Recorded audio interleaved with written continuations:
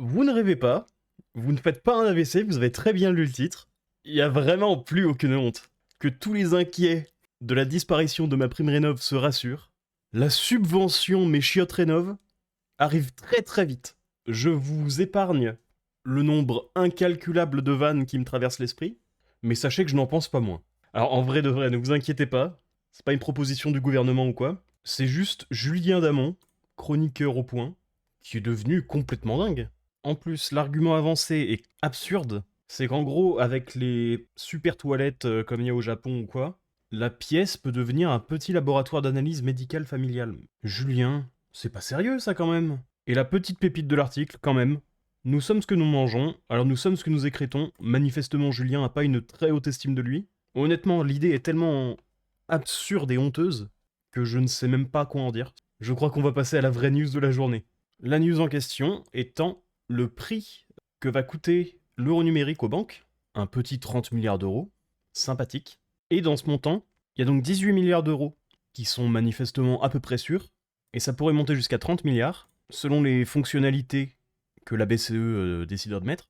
Donc par exemple le paiement en ligne, les comptes multiples, avec 75% des coûts purement en adaptation technique, 16% sur du marketing et 9% sur du reporting réglementaire. Et puisque je travaille là-dedans, je vais vous dire à quoi vont ressembler à peu près ces dépenses. Alors pour rappel, l'euro numérique, déjà, si on prend que le gros rectangle c'est votre compte bancaire, l'euro numérique ce sera une espèce de compte dans votre compte, où il sera possible d'avoir uniquement des euros numériques, qui sont des euros virtuels, en gros. Du côté des dépenses techniques, il faudra déjà, évidemment, pouvoir créer cette espèce de sous-compte, et ensuite l'intégrer à l'infrastructure existante. Donc pouvoir y accéder dans l'application, pouvoir retirer de l'argent à un distributeur, pouvoir payer sur un terminal, et en ligne. Donc pour les banques qui n'en ont pas, il faudra développer une espèce de carte dématérialisée. Ensuite, il y a la sécurité.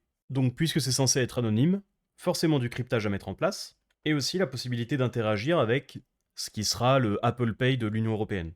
Et pour l'exemple qu'il donne dans l'article, avec l'accès à l'euro numérique même hors ligne, je sais pas du tout comment ça marche. C'est pas trop mon domaine d'expertise, ça. Ensuite, pour le marketing, ça, ce sont les grands classiques. Il y aura évidemment la com pour dire que c'est en place, les contrats à faire signer aux clients et éventuellement des espèces de tutoriels, et ensuite des incitations pour que les clients aient envie de tout simplement d'utiliser la fonctionnalité. Et pour le réglementaire, là, c'est le grand bordel. Parce que déjà, si vous ne le savez pas, actuellement, les banques doivent envoyer certaines données soit à la BCE, soit à l'autorité fiscale du pays où la banque opère. Donc par exemple, BNP doit envoyer des rapports à la DGFiP et à la BCE. Si vous vous demandez, oui, ce sont des données personnelles. Typiquement, il y a un rapport qui s'appelle FICOBA, qui est envoyé très régulièrement à la DGFiP, et pour lequel vous pouvez faire une demande, pour voir quelles données sont stockées. Je vous préviens, on parle de l'administration française, donc vous pouvez attendre quelques mois avant de recevoir. Mais du coup, ces rapports ne se font pas tout seuls, ce sont les employés des banques qui envoient ces rapports, parce qu'évidemment, pour la plupart, ils ne demandent pas juste d'envoyer un fichier Excel, il faut bien les mettre en forme, ces trucs, même si honnêtement, ça devrait être le travail de la DGFiP ou de la BCE, mais donc les banques ont des services réglementaires dédiés à ce genre de choses. Et si ces rapports ne sont pas envoyés, évidemment qu'il y a des amendes. Pour celui dont je viens de vous parler, par exemple, Ficoba, c'est 1500 € par compte non envoyé. Et je peux vous dire que ça peut aller très très vite. Donc les banques ont deux choix, soit payer les amendes, mais là c'est juste pas possible, parce que là je vous en ai parlé d'un seul, mais il y en a des dizaines, soit ils payent des gens pour remplir ces rapports. Et donc l'argent qui est envoyé dans du réglementaire pour ne pas prendre d'amende, c'est de l'argent qui n'est pas envoyé dans l'amélioration de leur service. Donc que ce soit par exemple dans leur application ou dans le service client. Et pour ce qui est du type de contrôle qui serait demandé, j'ai plus toutes les infos en tête. Mais pour ceux que j'ai en tête, il y aura des contrôles qui sont censés lutter contre le blanchiment d'argent, ce qu'on appelle l'AML. Alors il y en a déjà d'autres. Je sais pas comment ils luttent contre le blanchiment avec les infos que les banques doivent envoyer. Mais bon, c'est leur problème. Il y aura aussi des plafonds, au moins au début de l'euro numérique, normalement à 3000 € si je me souviens bien. Il y a aussi évidemment tout ce qui concerne le RGPD. Et ce qui est très très marrant aussi, c'est que tous les rapports qui concernent les transactions, ça devra aussi être mis à jour évidemment. Donc par exemple la mobilité bancaire, les virements instantanés, etc., etc. Mais pourquoi je vous parle de tout ça, mais surtout du réglementaire, donc de la réglementation, c'est comme je vous ai dit tout à l'heure, les amendes qui sont sympas. Donc Ficoba, je vous ai dit, c'est 1500 € par compte. Ficoba d'ailleurs qui concerne vraiment les données personnelles en elles-mêmes, donc nom, prénom, adresse, mail, tout ça, que les banques sont obligées d'envoyer à l'État. Ensuite, comme autre exemple, il y en a une qui s'appelle CESOP, qui elle est une déclaration qui concerne les transactions, avec certaines conditions pour les envoyer, mais qui concerne les transactions. et qui a une amende de 15 € par paiement non déclaré, bon, avec un maximum de 500 000 €, mais bon, ça monte très vite. Il y a la réglementation Eckert qui concerne les comptes des clients décédés, qui elle est mensuelle, et je me rappelle plus du montant par compte non déclaré, mais je sais que récemment il y a une banque qui s'est pris 500 000 € d'amende à ce niveau-là. Et la réglementation AEI, qui elle concerne les résidences fiscales des clients, qui est un rapport envoyé tous les ans, et qui fait encourir à la banque une amende de 1500 € d'amende, comme pour Ficoba par compte non déclaré. Donc ça peut monter très très vite dans les millions en termes d'amende.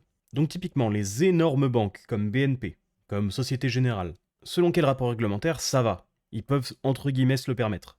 Ils le font pas, mais s'ils font mal un rapport, ils mettent pas la clé sous la porte. Mais imaginons demain je veux monter ma propre banque, la banque inaperçue, la BI, et là hop, je suis trop fort, j'arrive à tout faire tout seul, les systèmes de paiement, les contrats, tout. J'arrive à tout faire tout seul. Et là hop, super, j'ai 100 clients qui payent chacun 100 € par an pour les services de la banque.